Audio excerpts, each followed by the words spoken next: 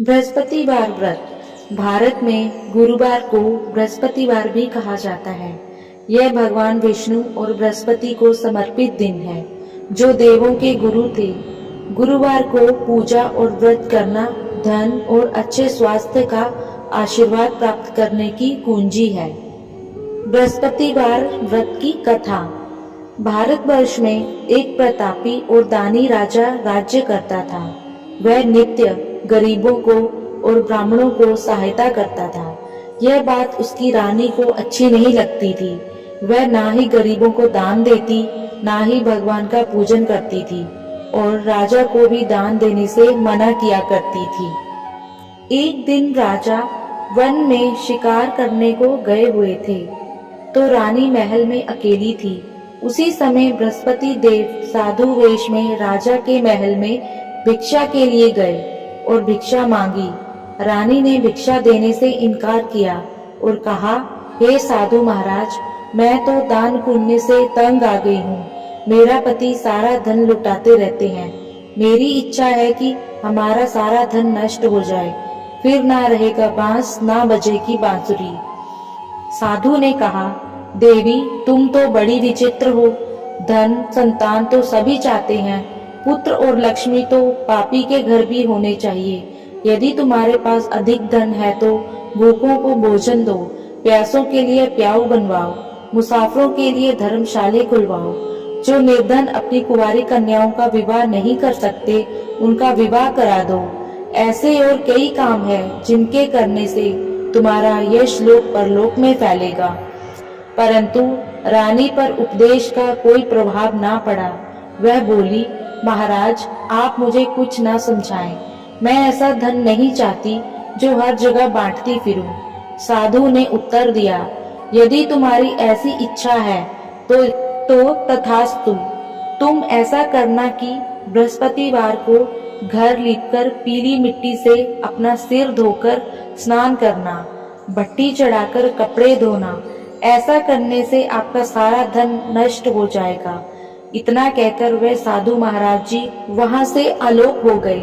साधु के अनुसार कई बातों को पूरा करते हुए रानी को केवल 3 बृहस्पतिवार ही बीते थे कि उसकी समस्त धन संपत्ति नष्ट हो गई। भोजन के लिए राजा का परिवार तरसने लगा। तब एक दिन राजा ने रानी से बोला कि हे रानी, तुम यहीं रहो, मैं दूसरे देश को जाता हूँ, क्योंकि यहाँ के सभी लोग मुझे जानते हैं, इसलिए मैं कोई छोटा कार्य नहीं कर सकता। ऐसा कहकर राजा परदेश चला गया। वहाँ वह जंगल से लकड़ी काटकर लाता और शहर में बेचता। इस तरह वह अपना जीवन व्यतीत करने लगा। इधर राजा के परदेश जाते ही रानी और दासी दुखी होने लगी। एक बार जब रानी और दासी को 7 दिन तक बिना भोजन के रहना पड़ा, तो रानी ने अपनी दासी से कहा, हे दासी, पास ही के नगर में मेरी बहन रहती है। वह बड़ी धनवान है। तू उसके पास जा और कुछ ले आ, ताकि थोड़ी बहुत गुजर बसर हो जाए। दासी रानी की बहन के पास गई। उस दिन गुरुवार था और रानी की बहन उस समय बृहस्पतिवार व्रत की कथा सुन रही थी। दासी ने रानी की बहन को अपनी रानी का संदेश दिया, लेकिन रानी की बड़ी बहन ने कोई उत्तर नहीं दिया। जब दासी को रानी की बहन से कोई उत्तर नहीं मिला तो वह बहुत दुखी हुई और उसे क्रोध भी आया। दासी ने वापस आकर रानी को सारी बात बता दी। ये सुनकर रानी ने अपने भाग्य को कोसा। उधर रानी की बहन ने सोचा कि मेरी बहन की दासी आई थी, परंतु मैं उसे नहीं बोली, इससे वह बहुत दुखी हुई होगी। कथा सुनकर और पूजन समाप्त करके वह अपनी बहन के घर आई और कहने लगी, हे बहन, मैं बृहस्पतिवार का व्रत कर रही थी। तुम्हारी दासी मेरे घर आई थी, परंतु जब तक कथा होती है ना ही बोलते हैं ना ही उठते हैं। तो बताओ दासी क्यों आई थी? रानी बोली, बहन, तुमसे क्या छिपाऊं, हमारे घर में खाने तक को अनाज नहीं था। ऐसा कहते कहते रानी की आंखें भर आई। उसने दासी समेत पिछले 7 दिनों से भूखे रहने तक की बात अपनी बहन को विस्तार पूर्वक सुना दी। रानी की बहन बोली, देखो बहन, भगवान बृहस्पति देव सबकी मनोकामना को पूर्ण करते हैं। देखो तुम्हारे घर में कहीं अनाज रखा हो। पहले तो रानी को विश्वास नहीं हुआ, पर बहन के आग्रह करने पर उसने अपनी दासी को अंदर भेजा तो उसे सचमुच अनाज से भरा एक बड़ा घड़ा मिल गया। यह देखकर दासी को बड़ी हैरानी हुई। दासी रानी से कहने लगी, हे रानी, जब हमको भोजन नहीं मिलता तो हम व्रत ही तो करते हैं, इसलिए क्यों ना इससे व्रत और कथा की विधि पूछ ली जाए ताकि हम भी व्रत कर सके। तब रानी ने अपनी बहन से बृहस्पतिवार के व्रत के बारे में पूछा। उसकी बहन ने बताया, बृहस्पतिवार के व्रत में चने की दाल और मुनक्का से विष्णु भगवान का केले की जड़ में पूजन करें तथा दीपक जलाएं। व्रत कथा सुने और पीला भोजन ही करें और पीले रंग के वस्त्र पहने, इससे बृहस्पति देव प्रसन्न होते हैं। व्रत और पूजन विधि बताकर रानी की बहन अपने घर को लौट गई। 7 दिन के बाद जब गुरुवार आया तो रानी और दासी ने व्रत रखा। गुड़ साल में जाकर चना और गुड़ लेकर आई, फिर उसके केले की जड़ तथा विष्णु भगवान का पूजन किया। अब पीला भोजन कहाँ से आए, इस बात को लेकर दोनों बहुत दुखी थे। क्योंकि उन्होंने व्रत रखा था, इसलिए बृहस्पति देव उनसे प्रसन्न थे। इसलिए वे एक साधारण व्यक्ति का रूप धारण कर 2 थालों में सुंदर पीला भोजन दासी को दे गए। भोजन पाकर दासी प्रसन्न हुई और फिर रानी के साथ मिलकर भोजन ग्रहण किया। उसके बाद वे सभी गुरुवार को व्रत कर पूजन करने लगी। बृहस्पतिवार को भगवान की कृपा से उनके पास फिर से धन संपत्ति आ गई, परंतु रानी फिर से पहले की तरह आलस्य करने लगी। तब दासी बोली, देखो रानी, तुम पहले भी इस प्रकार आलस्य करती थी। तुम्हें धन रखने में कष्ट होता था, इस कारण सभी धन नष्ट हो गया, और अब जब भगवान बृहस्पति की कृपा से धन मिला है तो तुम्हें फिर से आलस्य आ रहा है। रानी को समझाते हुए दासी कहती है कि बड़ी मुसीबतों के बाद हमने ये धन पाया है, इसलिए हमें दान पुण्य करना चाहिए, भूखे मनुष्यों को भोजन कराना चाहिए और धन को शुभ कार्यों में खर्च करना चाहिए, जिससे तुम्हारे कुल का यश बढ़ेगा, स्वर्ग की प्राप्ति होगी और पितृ प्रसन्न होंगे। दासी की बात मानकर रानी अपना धन शुभ कार्यों में खर्च करने लगी, जिससे पूरे नगर में उसका यश फैलने लगा। एक दिन राजा दुखी होकर जंगल में एक पेड़ के नीचे आसन जमाकर बैठ गया। वह अपनी दशा को याद करके व्याकुल होने लगा। बृहस्पतिवार का दिन था। एकाएक उसने देखा कि निर्जन वन में एक साधु प्रकट हुए। वह साधु वेश में स्वयं बृहस्पति देवता थे। लकड़हारे के सामने आकर बोले, हे लकड़हारे, इस सुनसान जंगल में तू चिंता मगन क्यों बैठा है?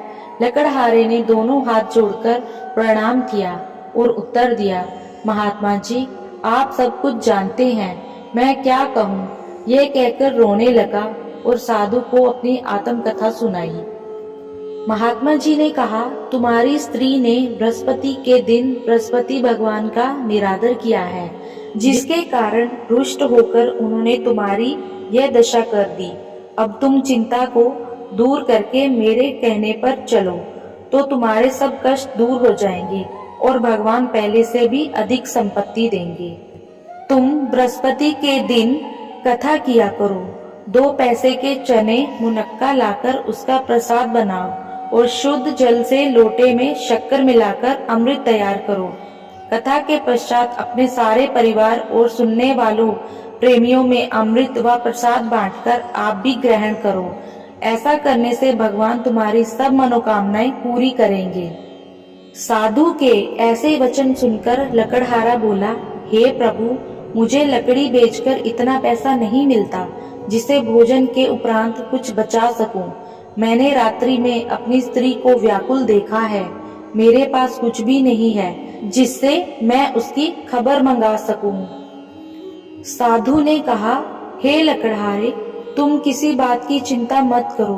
बृहस्पति के दिन तुम रोजाना की तरह लकड़ियां लेकर शहर को जाओ। तुमको रोज से दुगुना धन प्राप्त होगा, जिससे तुम भली भांति भोजन कर लोगे तथा बृहस्पति देव की पूजा का सामान भी आ जाएगा। इतना सब कहकर साधु अंतर्ध्यान हो गए। धीरे धीरे समय व्यतीत होने पर फिर वही बृहस्पतिवार का दिन आया। लकड़हारा जंगल से लकड़ी काटकर किसी शहर में बेचने गया। उसे उस दिन और दिन से अधिक पैसा मिला। राजा ने चना गुड़ आदि लाकर गुरुवार का व्रत किया। उस दिन से उसके सभी कलेश दूर हो गए।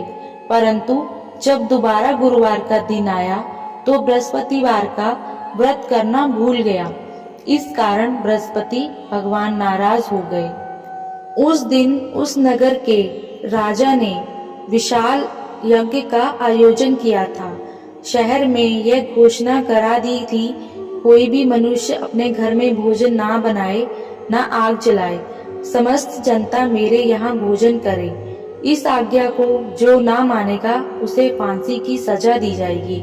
इस तरह की घोषणा संपूर्ण नगर में करवा दी गई थी।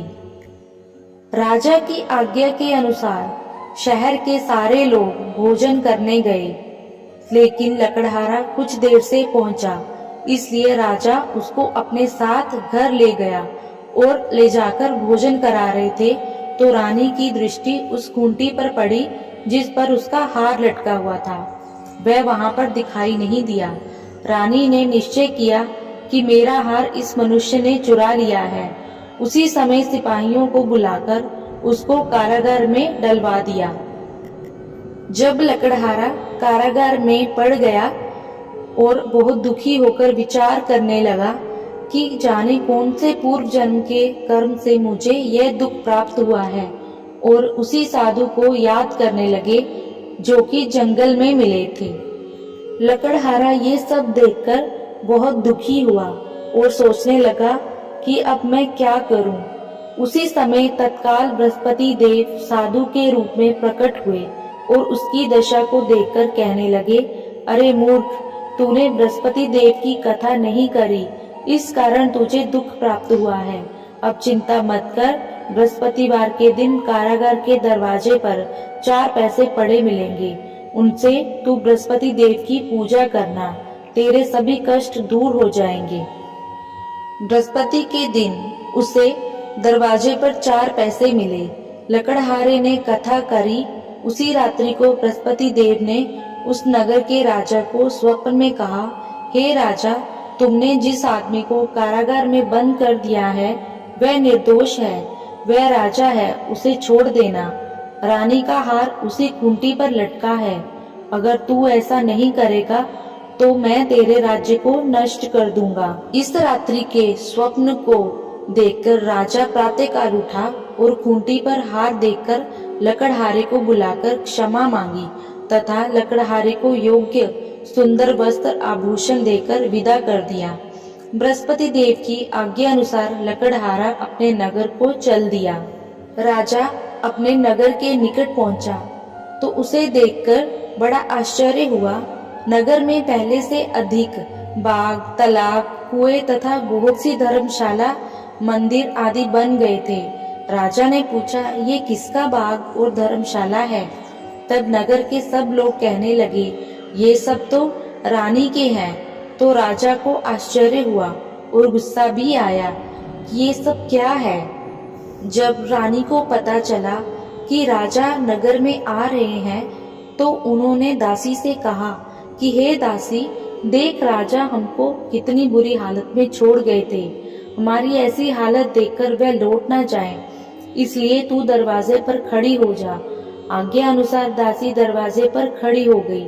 राजा आए तो उन्हें अपने साथ लिवा लाई। तब राजा ने क्रोध करके अपनी रानी से पूछा कि ये धन तुम्हें कैसे प्राप्त हुआ है? तब उन्होंने कहा, हमें ये सब धन बृहस्पति देव के इस व्रत के प्रभाव से प्राप्त हुआ है। हमने बृहस्पतिवार का व्रत करना शुरू किया है, उसी से ही ये सब कुछ हमें वापस मिला है। राजा ने निश्चय किया कि 7 दिन बाद तो सभी बृहस्पति देव का पूजन करते हैं, परंतु मैं प्रतिदिन दिन में 3 बार कथा तथा रोज व्रत किया करूंगा। अब हर समय राजा के दुपट्टे में चने की दाल बंधी रहती तथा दिन में 3 बार कथा करता। एक रोज राजा ने विचार किया कि चलो अपनी बहन के यहाँ हो आवे। इस तरह निश्चय कर राजा घोड़े पर सवार हो अपनी बहन के यहाँ को चलने लगा। मार्ग में उसने देखा कि कुछ आदमी एक मुर्दे को लिए जा रहे हैं।